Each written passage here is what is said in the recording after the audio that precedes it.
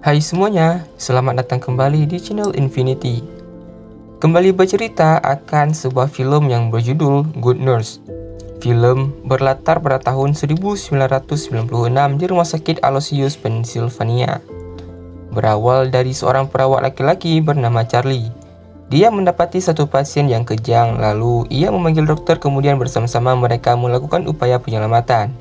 Namun berakhir dengan kematian. Kemudian berpindah ke Rumah Sakit Parkville Memorial di New Jersey pada tahun 2003, di mana seorang perawat shift malam bernama Amy sedang bertugas. Malam itu, Amy mengizinkan seorang kakek menginap di rumah sakit untuk menjaga istrinya Anna Martinez yang sakit karena reaksi buruk terhadap amoxicillin. Malam itu juga kepala ruangan mengabarkan kalau mereka akan kedatangan staf baru untuk membantu shift malam. Kandidat kali ini mempunyai rekomendasi yang sangat bagus dan cukup berpengalaman. Kemudian, Amy melanjutkan pekerjaannya merawat pasien. Tapi setelahnya, Amy menjadi lemah. Ia pergi menyendiri untuk memulihkan kondisinya. Diketahui kalau Amy memiliki penyakit jantung, tetapi ia belum memiliki asuransi kesehatan, sehingga harus merahasiakan penyakitnya sampai asuransi kesehatannya keluar. Atau jika ketahuan, maka tentu saja Amy akan dipecat dari pekerjaannya. Sepulang bekerja, Amy segera memeriksa kesehatannya. Menurut dokter, kondisi jantung ini semakin memburuk. Dokter menyarankan agar Amy mengambil cuti atau berhenti bekerja. Tapi tentu saja saran itu bukanlah pilihan yang baik saat ini, mengingat mahalnya biaya tes, konsultasi, dan perawatan kesehatannya yang harus ia jalani. Amy memiliki dua anak yang bernama Alex dan Maya, yang dirawat oleh seorang pengasuh bernama Jackie. Malamnya saat baru sampai di rumah sakit, Amy melihat perawat yang baru dijanjikan oleh kepala ruangan. Perawat laki-laki itu ternyata dia adalah Charlie. Ia sedang berada di ruang penyimpanan infus. Amy menyambutnya dengan ramah, lalu ia membawa Charlie mengenali beberapa kode dan mengajarinya menggunakan mesin Fixis, yaitu kotak penyimpanan obat dengan sistem komputer. Kemudian Amy membawa Charlie berkenalan dengan Anna Martinez yang akan menjadi pasiennya. Kedekatan terjalin sangat cepat. Charlie terlihat sebagai seorang perawat yang sangat baik. Setelah menyelesaikan pekerjaannya, lagi-lagi Amy merasakan tekanan di dada yang membuatnya menjadi kesulitan bernafas. Saat itu Charlie melihat Amy sehingga ia pun menceritakan perihal penyakit yang dideritanya. Diketahui saat ini Amy membutuhkan 4 bulan waktu bekerja lagi untuk memenuhi syarat agar asuransi kesehatannya bisa diselesaikan. Charlie membantu Amy untuk tenang dan berjanji akan merahasiakan semua ini. Keesokan malamnya Charlie menjemput Amy, lalu bersama-sama mereka berangkat bekerja. Tapi belum lama tiba, Amy dikejutkan oleh kabar kematian Anna Martinez.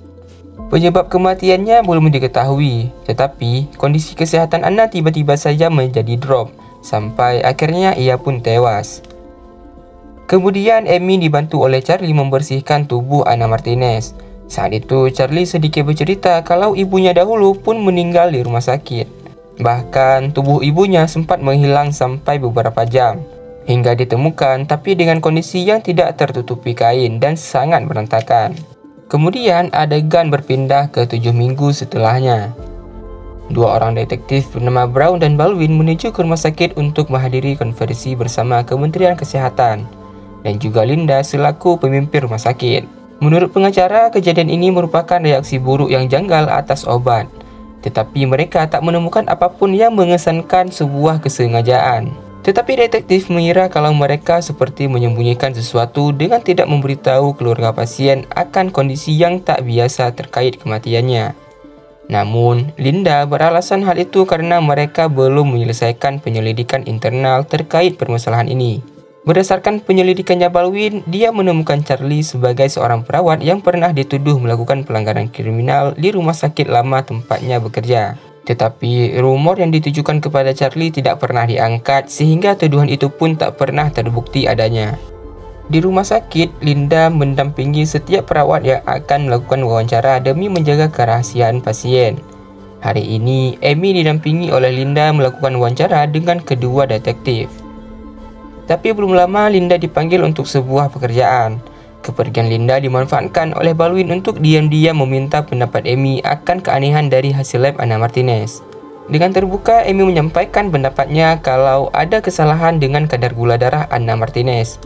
Ada insulin di dalam jaringannya yang tentu saja dengan sengaja dimasukkan oleh seseorang.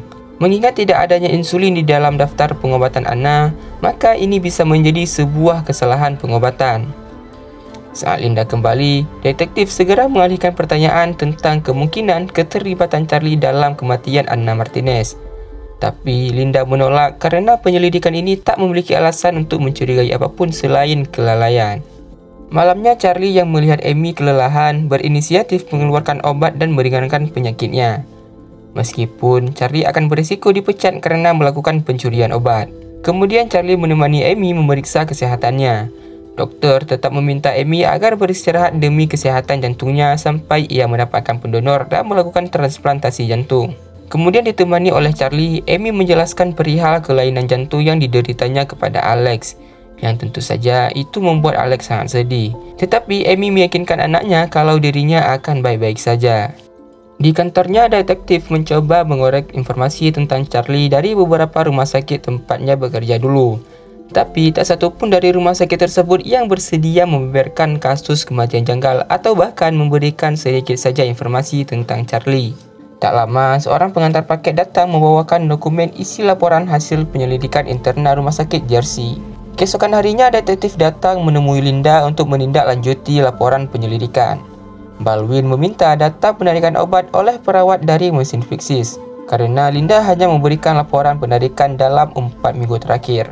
Tapi Linda beralasan kalau mesin memang hanya menyimpan data selama 4 minggu terakhir saja. Mereka tak memiliki salinan ataupun cara lain untuk mengembalikan data yang hilang. Baldwin yang tak mempercayai alasan itu menuduh Linda telah dengan sengaja menahan bukti penyelidikan. Sehingga kemudian mereka pun terlibat perselisihan. Sampai Baldwin marah dan menjeprak meja dan memaksa Linda untuk duduk melanjutkan wawancara tersebut. Malam harinya, Amy kedatangan pasien baru bernama Kelly Anderson. Ia dijaga oleh suaminya Tom yang meminta izin kepada Amy agar diizinkan membawa bayi mereka yang karena tidak memiliki pengasuh. Bayi itu bernama Vanessa dan dia masih berusia 6 bulan. Setelah itu, Charlie datang mengatakan kalau pizza pesanan mereka telah sampai. Berlanjut esok malamnya di saat Amy merawat Kelly, tapi anehnya malam ini kondisi Kelly tiba-tiba menjadi drop. Bahkan ia lupa dengan bayinya Vanessa. Menyadari sesuatu terjadi kepada Kelly, Amy segera menelpon Tom memintanya agar segera datang ke rumah sakit untuk melihat keadaan Kelly.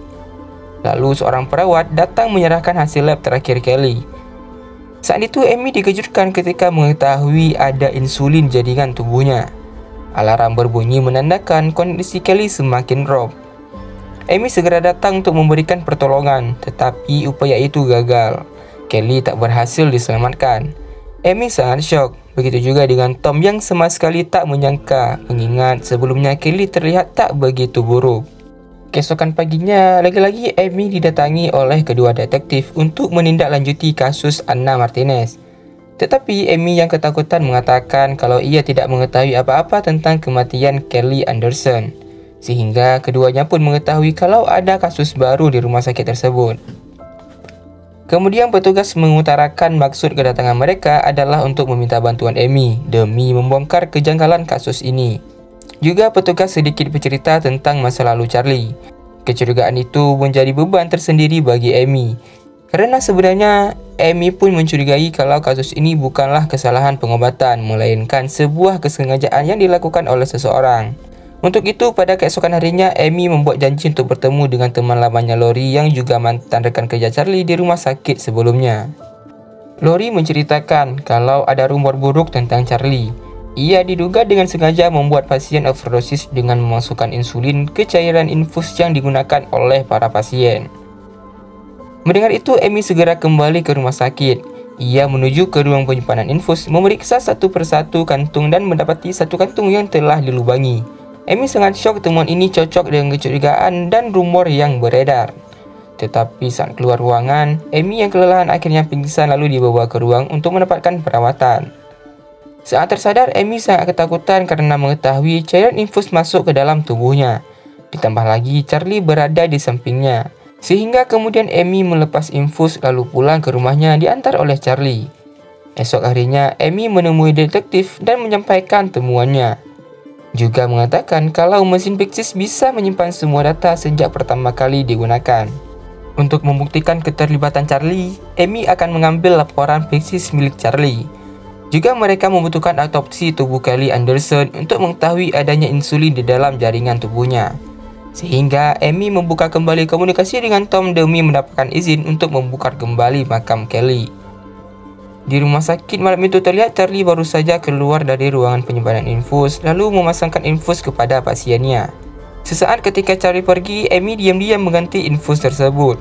Kemudian Amy membuka data fesis milik Charlie dan menemukan banyak transaksi insulin. Lalu Amy mencatat semua data dan menyerahkan kepada detektif. Pada akhirnya data itu pun sampai kepada Linda sehingga pada keesokan harinya Linda memanggil Charlie untuk membahas kembali kontrak kerjanya. Linda memecat Charlie dengan alasan kesalahan penulisan tanggal di surat lamarannya, tanpa membahas sedikit pun tentang tuduhan terhadap dirinya. Kabar pemecatan Charlie segera diterima oleh Amy dan detektif, sehingga mereka merasa kalau pemecatan ini hanya akan memperburuk keadaan jika saja Charlie bekerja di rumah sakit lainnya. Setelahnya Amy segera kembali pulang ke rumah, tetapi kemudian ia dikejutkan saat Charlie telah berada di sana bersama anak-anaknya. Amy gugup, tapi sebisa mungkin ia menjaga sikap agar Charlie tak mencurigainya. Amy menyampaikan keprihatinannya atas apa yang terjadi kepada Charlie. Upaya itu berhasil dan Charlie pergi tanpa kecurigaan. Bahkan ia meminta Amy untuk menghubunginya jika saja Amy membutuhkan sesuatu. Keesokan harinya bersama detektif, Amy menghubungi Charlie. Amy minta maaf atas sikapnya malam tadi dan membuat janji untuk bertemu di rumah makan. Amy menyambut Charlie yang dengan gembira mengabarkan kalau ia telah mendapatkan pekerjaan baru di rumah sakit lain. Kemudian Amy terus memancing pembicaraan ke arah insulin dan membujuk Charlie agar mengakui perbuatannya. Tapi hal itu justru membuat Charlie marah, lalu ia pun pergi meninggalkan Amy. Di perjalanan, Charlie dihentikan oleh petugas, lalu petugas membawanya ke kantor untuk memulai interogasi. Hari itu adalah tanggal 13 Desember tahun 2003. Bersama detektif, Charlie memulai interogasi pertamanya. Tapi tak satu pun pertanyaan dari detektif yang terjawab. Sangat jelas terlihat kalau Charlie merasa sangat tertekan. Petugas hanya memiliki waktu 24 jam untuk menahan Charlie. Dan besok pagi mereka harus melepaskan Charlie jika tak mendapatkan bukti yang cukup jelas. Di lain sisi, setelah menidurkan anak-anaknya, Amy pun pergi ke kantor polisi untuk mencoba membuka pendekatan dengan Charlie. Amy meminta Pauline agar membuka borgol Charlie. Lalu mereka memulai percakapan dengan lebih berperasaan untuk membuatnya merasa nyaman. Sampai pada akhirnya Charlie mengakui perbuatannya. Ia mengaku terlibat atas 29 kematian pasiennya. Tapi polisi meyakini korban sesungguhnya mencapai angka 400 lebih. Atas kesalahannya, Charlie dijatuhi hukuman seumur hidup dan tidak akan memenuhi syarat untuk pembebasan sampai tahun 2403. Semua telah terungkap, hanya saja Charlie tak mengakui motifnya melakukan semua itu. Sedangkan Amy kemudian melanjutkan operasi jantung yang dibutuhkannya. Saat ini Amy tinggal di Florida bersama anak dan ia masih menjadi perawat yang baik. Demikian alur cerita film Good Nurse. Jangan lupa subscribe, like, dan komen. Terima kasih dan sampai jumpa di video berikutnya.